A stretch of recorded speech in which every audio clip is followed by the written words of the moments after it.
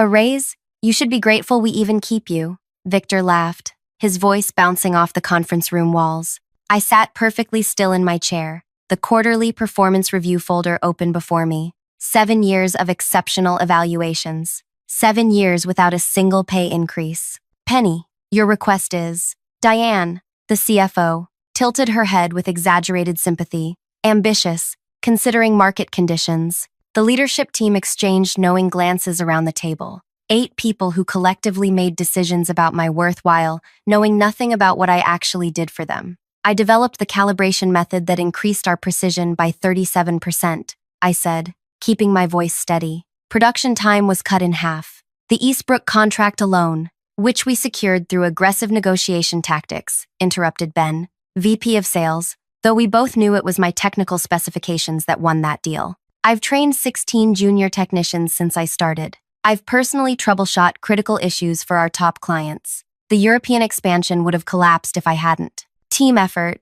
Victor cut in, drumming his fingers on the polished surface. Everyone pulls their weight here, Penny. My salary hasn't changed since I was hired. I'm only asking to align with current industry standards. Victor leaned back, exchanging amused glances with the others. Industry standards are for average contributors. If you want extraordinary compensation, show us extraordinary results. My chest tightened. The calibration breakthrough I'd pioneered had generated millions. Last quarter's report, which I wasn't supposed to have seen, attributed a 28% profit increase directly to proprietary technical innovations. The numbers speak for themselves, I said, sliding the market research across the table. Engineers with my qualifications and output are compensated at least 30% higher. Victor didn't even glance at my carefully prepared documents. He simply pushed them back. A raise?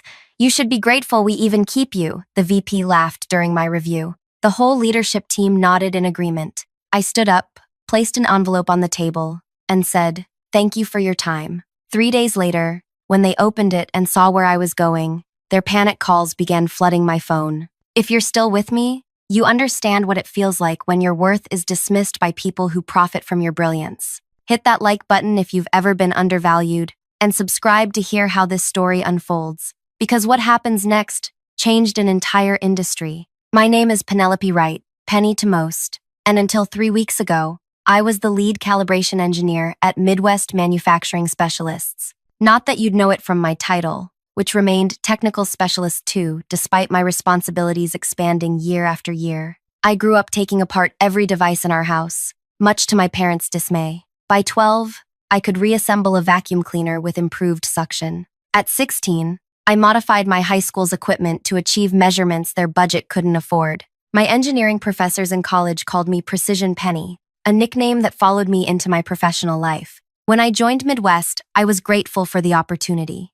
The company manufactured industrial equipment for sectors ranging from aerospace to medical technology. My starting salary seemed reasonable for a recent graduate, and the promise of growth kept me motivated through long hours and demanding projects. The calibration breakthrough came during my second year. For months, I'd noticed inconsistencies in our testing apparatus, tiny variations that others dismissed as acceptable margin. But in precision manufacturing, those margins represented the difference between excellence and adequacy. I spent weekends experimenting with alternative methods, using my own equipment purchased piece by piece from my modest salary. The solution came to me at 3 a.m, a hybrid approach that integrated digital measurements with mechanical fine-tuning in a sequence nobody had tried before. When I demonstrated my method to the engineering team, the results were immediate. Precision improved dramatically, while cutting calibration time from 6 hours to just under 3. The production floor implemented my technique within a week, and suddenly our products outperformed every competitor in accuracy tests. Orders increased, quality complaints disappeared. Client retention hit 100% for the first time in company history. I waited for recognition, a promotion, a bonus, even just acknowledgement in the company newsletter. Instead, in the quarterly meeting, my innovation was presented as our new proprietary method, with no mention of my name. Victor took questions from impressed board members while I sat silently in the back row. "This is how business works," my colleague Jamie told me afterward. "Individual recognition isn't how you advance here. Be patient." So I was patient. I trained new hires on my calibration method, I documented every step so production wouldn't suffer during my rare sick days. I answered calls from clients at midnight when their equipment needed emergency adjustments. The European expansion came in my 5th year. Regulatory standards differed significantly from American requirements,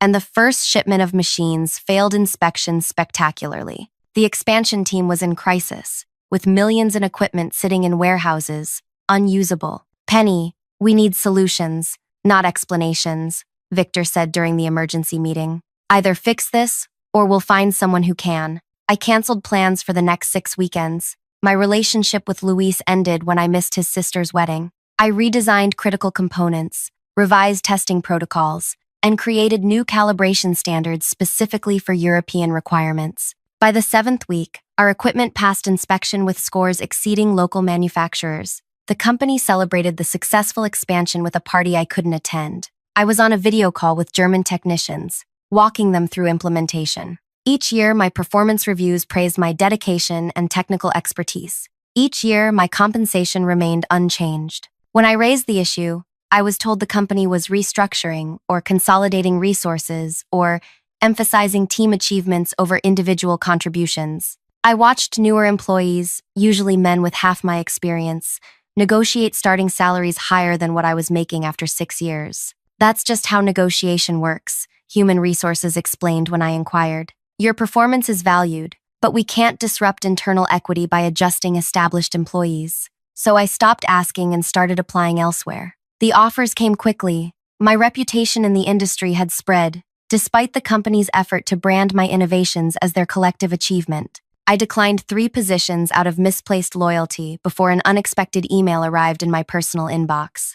"Your calibration method has revolutionized equipment precision standards," wrote Olivia, Director of the Industrial Certification Authority. "We're creating a new position, Chief Innovation Officer, to modernize certification protocols across the industry. Based on your contributions to the field, we'd like to discuss your interest." The ICA sets the standards that every manufacturer in our sector must meet. Their certification is the difference between market access and bankruptcy. Their offer included compensation that made my current salary look like a clerical error, plus authority to shape industry practices. I met with Olivia for dinner, intending only to gather information. 3 hours later, surrounded by empty plates and pages of notes about potential improvements to certification standards, I realized I'd found my path forward. "I need 2 weeks to properly transition my current projects," I told her as we parted. "Take the time you need," she replied. "We've waited years for someone with your vision.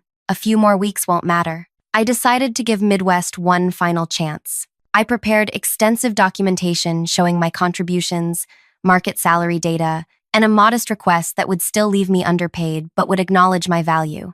I scheduled my annual review early and arrived with hope that rationality might prevail. Instead, I got laughter and dismissal. As I walked back to my workstation after the meeting, a strange calm settled over me. 7 years of doubt about my worth dissolved in an instant. Their reaction wasn't a negotiation tactic. It was a revelation of how they truly saw me, disposable despite being irreplaceable. I sent a brief email accepting Olivia's offer before starting my afternoon tasks. That evening, I drafted my resignation letter. 2 paragraphs, professional and concise. I mentioned no grievances, made no accusations. I simply stated that I would be departing in 2 weeks to pursue another opportunity and would ensure all my projects were properly transitioned.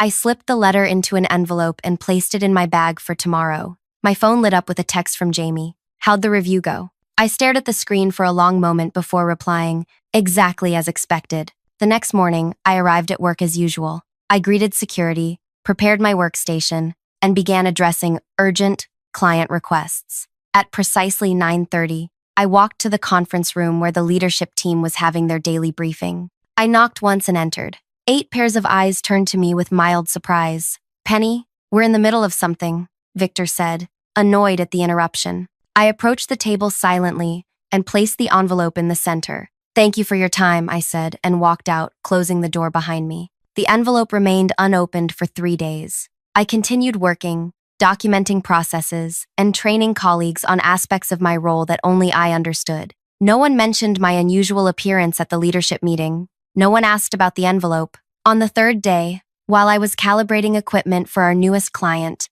my phone began vibrating continuously in my pocket. 6 missed calls from human resources, 4 from Victor, 2 from Diane. I turned it off and finished my calibration. What happened next would reshape not just my career, but an entire industry's standards of excellence and accountability. And it all began with a simple, unopened envelope. When I returned to my desk, Heather, from HR, was waiting. "Penny," she lowered her voice. "Victor opened your letter. He's concerned. Can we talk privately?" I followed her to a small conference room where Victor and Diane were already seated. Victor pushed my resignation letter across the table. "What is this?" he asked, as though the clearly stated resignation was written in hieroglyphics. "My 2 weeks' notice," I replied. "I've accepted another position." "Where?" Diane demanded. "I'd prefer not to discuss that until I begin my new role." Victor leaned forward, his demeanor transformed from yesterday's mockery to today's desperation.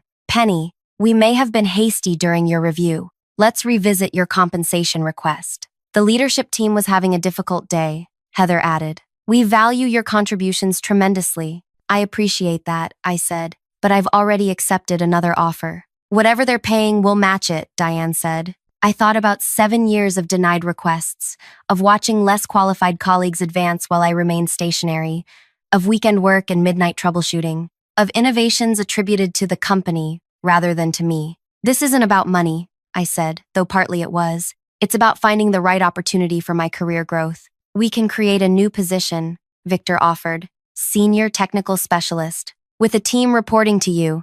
"Thank you, but my decision is final." They continued with escalating offers, as though negotiating with a hostage-taker. By the time I left that room, they'd promised a 50% raise, a director title, and a seat on the innovation committee. The same committee that had rejected my improvement proposals for years. I declined each offer with increasing certainty. The next 2 weeks were surreal. Colleagues who had barely acknowledged me for years suddenly wanted lunch. Executives who couldn't remember my name stopped by my workstation with technical questions that revealed how little they understood about our own products. I documented everything meticulously: calibration procedures, troubleshooting protocols, client-specific modifications. I created training materials for processes I'd previously maintained alone. I transferred knowledge accumulated over 7 years into organized files, accessible to anyone who might need them. On my final day, I handed over my projects to 3 different engineers, each taking a portion of my responsibilities.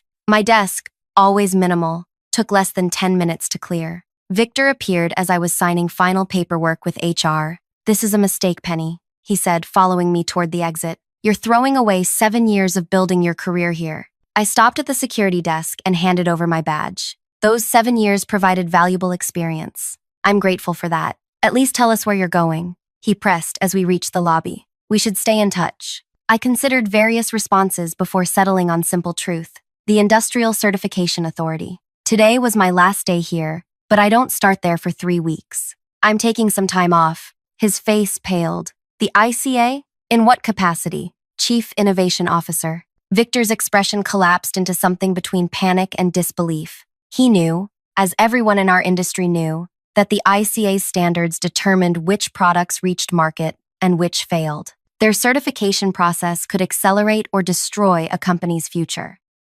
His voice dropped to a whisper. "We should talk about this. We've had 7 years to talk," I replied. "Goodbye, Victor." I walked through the glass doors into bright spring sunshine, the weight of unappreciated years falling away with each step toward my car. Those 3 weeks between jobs were the first real break I'd taken since college. I visited my parents in Michigan, hiked trails I'd always been too busy to explore, and slept without setting an alarm. I declined 14 calls from various Midwest manufacturing numbers and deleted their voicemails unheard. On my first day at the ICA, Olivia personally showed me to my office, an actual office with a door and windows, not the shared workstation I'd occupied for 7 years. "The certification standards haven't been substantially updated in nearly a decade," she explained. "Technology has evolved, but our requirements haven't kept pace. Your first project is to modernize our approach, particularly in precision measurement protocols." I spent my first month learning the organization,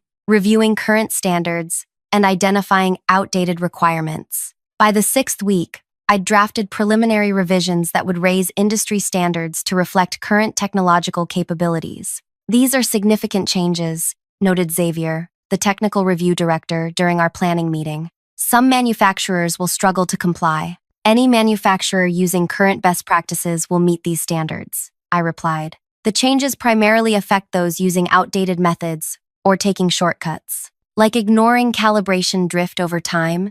Xavier asked. Exactly like that, I said, thinking of how Midwest routinely extended recalibration intervals to save costs, a practice I'd repeatedly flagged as potentially dangerous. The standards revision process took 3 months of meticulous work, peer review, and industry consultation. Throughout, I maintained strict professional ethics, never targeting specific manufacturers or creating requirements that only benefited certain companies. The new standards simply reflected what was truly possible with modern technology, precision levels I had personally achieved years earlier. When the updated standards were published, my phone rang within hours. Penny, it's Jamie from Midwest. Have you seen what the ICA just released? I wrote what the ICA just released, I replied. These precision requirements, the calibration schedules, they're impossible. They're not impossible. I implemented similar standards at Midwest 3 years ago, but they were never formally adopted because of cost concerns. Silence stretched across the line before Jamie spoke again. Our certification renewal is due next month. We're nowhere near compliant with these new requirements. The ICA offers implementation consulting for companies transitioning to the new standards, I said, reciting our official position. I can refer you to that department if you'd like. Jamie declined, and I later learned Midwest had hired an external consultant at premium rates. 2 weeks later, my assistant notified me that Midwest Manufacturing had requested an expedited pre-assessment review, a service we offered to companies concerned about their certification status. The review was assigned to one of our senior inspectors, maintaining my professional distance from my former employer. The inspector's report arrived on my desk with a large red flag notification. Midwest's equipment failed to meet the new standards by significant margins. Their calibration procedures were outdated, their precision measurements inconsistent, and their quality control documentation inadequate. I forwarded the report to our certification committee with standard recommendations for improvement paths. No special treatment, positive or negative, just the facts. 3 days later, Victor called my direct line. Penny, he began without greeting. We need to discuss these new certification requirements. All communication regarding certification should go through official channels, I replied. The implementation team can assist with your transition plan. This isn't about implementation, he snapped. These standards are clearly designed to target our processes specifically. This feels personal. The standards apply equally to all manufacturers in the sector, I said. Many companies are already in compliance. Others are successfully implementing updates. You know exactly what you're doing, he accused. You're using your position to punish us for not giving you that raise. I let his words hang in the air for a moment. Victor, I'm recording this call as per ICA policy for all certification discussions. Would you like to rephrase your statement for the record? He hung up. Midwest's formal certification review came due while I was presenting at an international standards conference in Vienna. The committee evaluated their application without my input, following our established protocols. Their findings: provisional certification only, with mandatory compliance checks every 30 days until full standards were met. In industry terms, this was a significant blow. Provisional certification carried limitations on new contracts and required disclosures to existing clients about compliance status. For a company that had previously enjoyed automatic renewals, thanks largely to my behind-the-scenes corrections before official inspections, this represented both a practical and reputational crisis. Upon my return, I found 27 messages from various Midwest executives, escalating in urgency and desperation. I responded with a single email directing all certification inquiries to our official channels, copying our ethics compliance officer to maintain transparency. The industry summit 6 months later highlighted how dramatically standards had shifted. My keynote presentation on precision requirements for next-generation manufacturing drew attendees from 4 continents. In the front row sat Midwest's leadership team, including Victor and Diane, taking notes with the focused attention of students before a final exam. During the networking reception afterward, Ben from Midwest approached me, champagne glass in hand but sobriety in his expression. Impressive presentation, he said. We've hired 3 specialists to implement the new standards, but progress is challenging. Quality improvement is always a journey, I replied neutrally. We've invested nearly $7 million in equipment upgrades, he continued. Ironically, these are the same upgrades you requested in your last budget proposal with us. I sipped my water, saying nothing. The thing is, Ben lowered his voice, we're still struggling with the calibration protocol. The documentation you left wasn't quite complete. The documentation was comprehensive for the methods in use at that time. I corrected him. The new standards require different approaches, which you pioneered, he noted. Look, Victor wants to meet with you, privately, to discuss consulting opportunities. I maintained my professional smile. ICA staff are prohibited from private consulting with entities we certify. That would represent a conflict of interest. He's prepared to make it worth your while, Ben pressed. That would be illegal, I stated firmly. And this conversation is becoming inappropriate. As I turned to leave, he grabbed my arm. You don't understand. Without full certification by quarter's end, we lose the Eastbrook contract. That's 30% of our annual revenue. I gently removed his hand. Then I suggest you focus your energy on meeting the standards rather than circumventing them. As I walked away, Diane intercepted me near the exhibition hall entrance. Penny, she began with artificial warmth. You look wonderful. This new position clearly agrees with you. Thank you, I replied. If you'll excuse me, I have a panel discussion to moderate. Just 1 minute, she persisted. We've been doing some restructuring at Midwest, creating a new division focused on precision technology advancement. The board has approved an exceptional compensation package for the right leadership candidate. I met her gaze directly. Are you offering me a job, Diane? We're exploring possibilities with someone who understands our unique challenges. Someone who could help you meet the new certification standards? Someone who recognizes the practical realities of implementation timelines, she countered.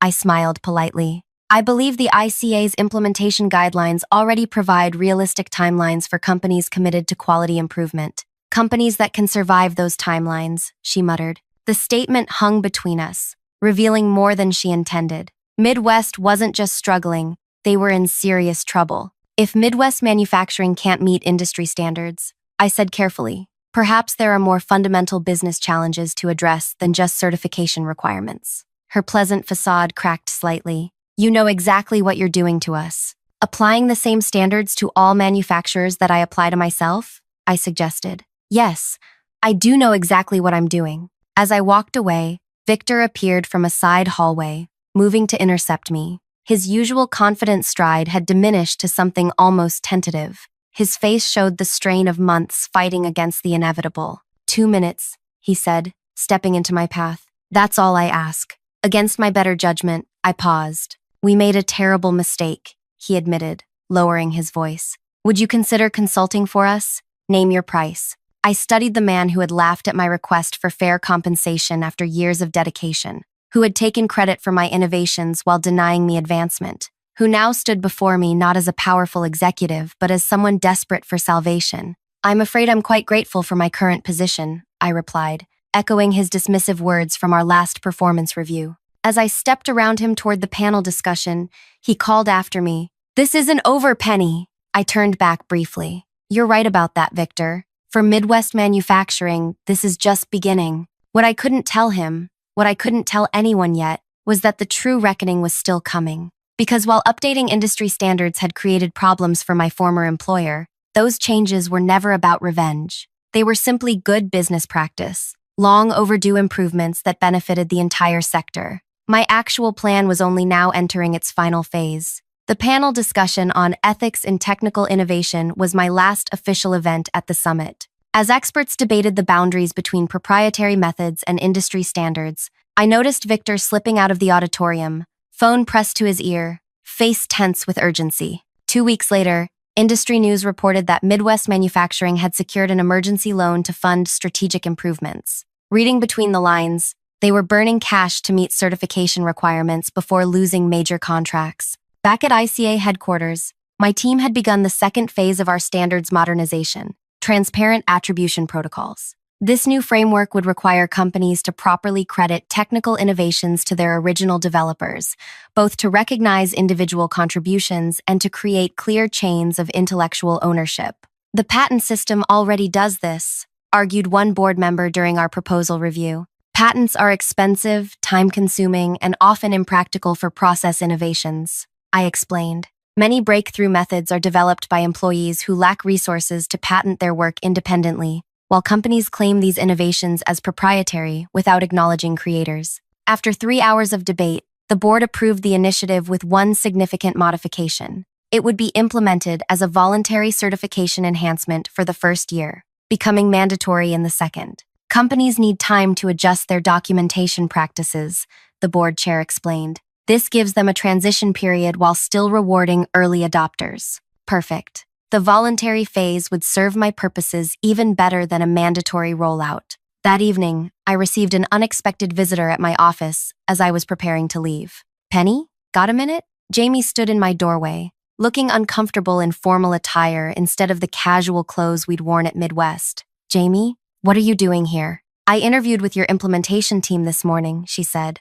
They offered me a position starting next month. I gestured to a chair. Congratulations. But why would you leave Midwest? You've been there longer than I was. Jamie's expression darkened. Things have changed since you left. They brought in consultants who blame everyone but leadership for the certification problems. 3 senior engineers were let go last week for failure to maintain technical standards. That's not surprising, I said, but disappointing. There's more, Jamie continued, leaning forward. They've been going through your old files, claiming you deliberately sabotaged documentation before leaving. Victor told the board you orchestrated the new standards specifically to damage Midwest. I smiled slightly. And yet, they've offered me jobs and consulting contracts repeatedly since I left. Desperation makes people inconsistent, she shrugged. But listen, I'm not here just about the job. I thought you should know they're developing a formal complaint against you and the ICA, alleging conflict of interest in the standards development process.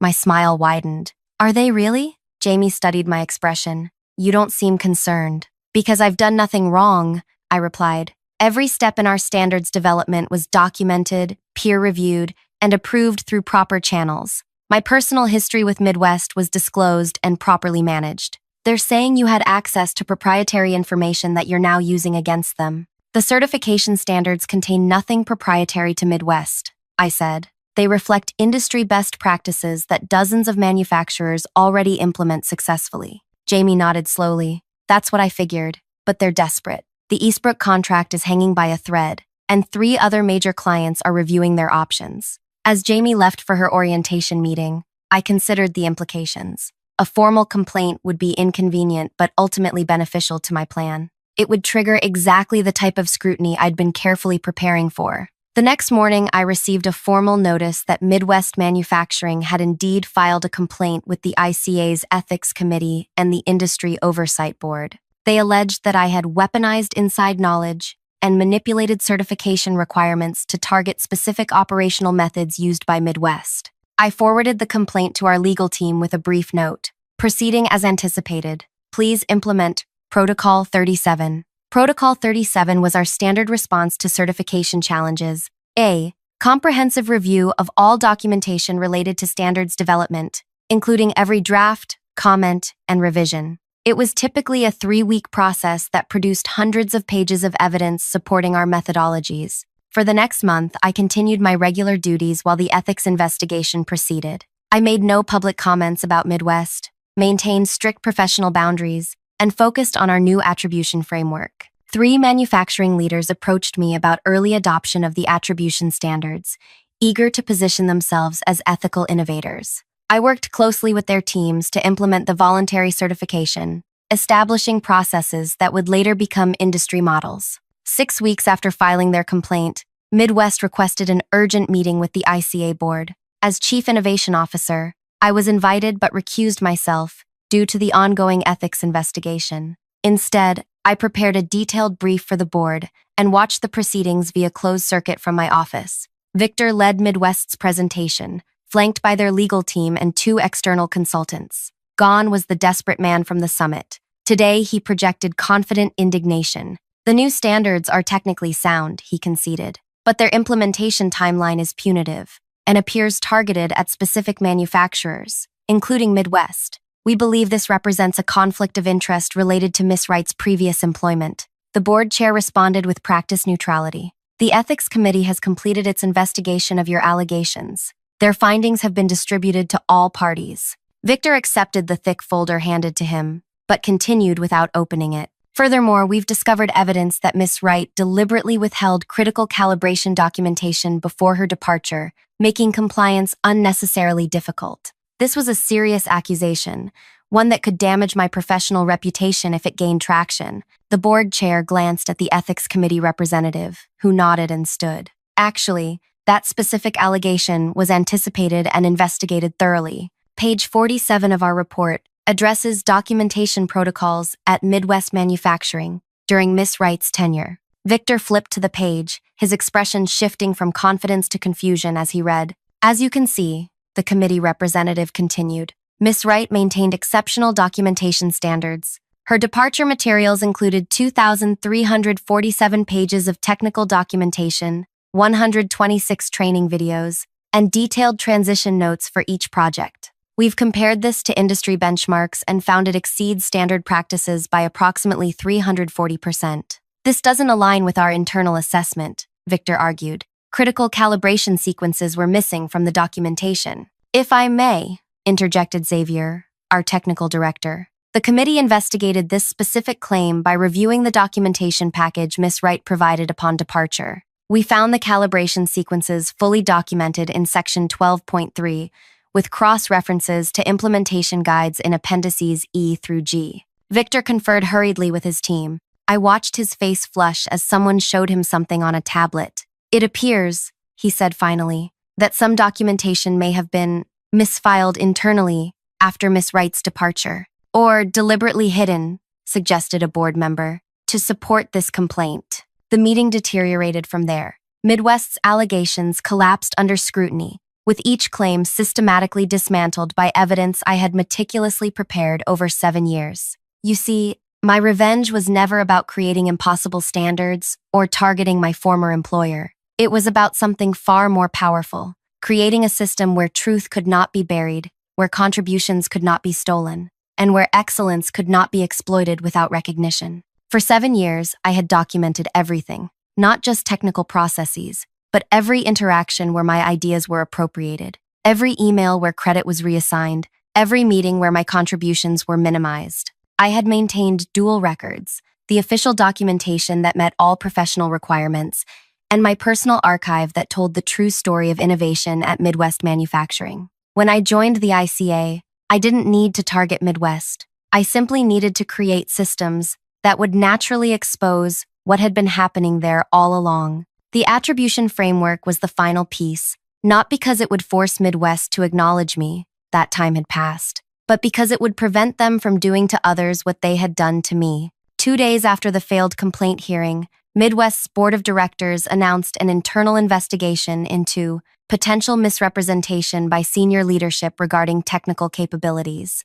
Within a week, Victor and 2 other executives were placed on administrative leave. The Industry Oversight Board initiated a separate investigation into potential securities violations related to materially misleading statements about proprietary technologies in Midwest's investor communications. Those communications had claimed ownership of innovations that were actually my uncredited work. 3 weeks later, as these investigations intensified, I received another visitor. Diane stood awkwardly at my office doorway, looking diminished without her executive armor. The board asked me to come, she said without preamble. We're facing serious consequences from the failed certification and the investigations. Our stock has dropped 60%. Eastbrook terminated their contract yesterday. I waited, saying nothing. The board wants to negotiate, she continued. They're prepared to offer public acknowledgement of your contributions, back pay for the raises you should have received, and naming rights for the calibration method. Why would I want any of that now? I asked. Because without it, Midwest won't survive another quarter, she admitted. 400 people will lose their jobs, not just leadership, engineers, technicians, people who had nothing to do with how you were treated. I considered her words carefully. The attribution framework offers a path forward for companies willing to honestly document their innovation history. Midwest could be among the first to adopt it. That would mean admitting publicly that leadership took credit for work we didn't do, she said. Yes, I replied simply. It would mean telling the truth. She nodded slowly. I'll take that to the board, But Penny, was this your plan all along? From the moment you placed that envelope on the table? I met her gaze directly. My plan was to create an industry where innovation is properly attributed and excellence is properly valued. What's happening to Midwest is simply the natural consequence of years of decisions made by its leadership. The following month, Midwest Manufacturing became the fourth company to adopt the attribution framework. Their implementation included a public reconciliation of innovation credits, acknowledging 26 engineers whose contributions had previously been attributed to proprietary company methods. My name led the list, with 17 distinct innovations spanning 7 years. Victor and 3 other executives resigned. The new CEO, promoted from engineering management, introduced a transparent compensation structure tied directly to innovation contributions. Jamie withdrew her ICA employment application and returned to Midwest to lead their attribution compliance team. 6 months later, Midwest received full certification under the new standards. Their stock price had stabilized, and while the Eastbrook contract was gone forever, new clients attracted by their ethical transformation had filled much of the gap. At the next industry summit, I presented the final version of the attribution framework, now adopted by over 60% of certified manufacturers. As I concluded my presentation, I noticed a familiar face in the back row, Luis, my ex-boyfriend, now working for a competing certification body. Any questions? I asked the audience. Luis raised his hand. How do you respond to critics who say this framework primarily benefits individual innovators at the expense of corporate investment? I smiled. Innovation without attribution is appropriation. Companies that understand this attract the best talent, produce the best products, and ultimately deliver the best returns to investors. This isn't about individuals versus corporations. It's about creating an ecosystem where excellence is recognized, rewarded, and therefore replicated. As the audience applauded, I thought about that envelope I'd placed on the conference table a year earlier. The revenge wasn't in leaving Midwest. It wasn't even in exposing their practices. The true revenge was in creating a world where what happened to me couldn't happen to anyone else. If this story resonated with you, take a moment to like and subscribe. Have you ever had your contributions overlooked or appropriated? Share your experience in the comments below. Remember, recognition may be delayed, but excellence leaves evidence that eventually tells its own story.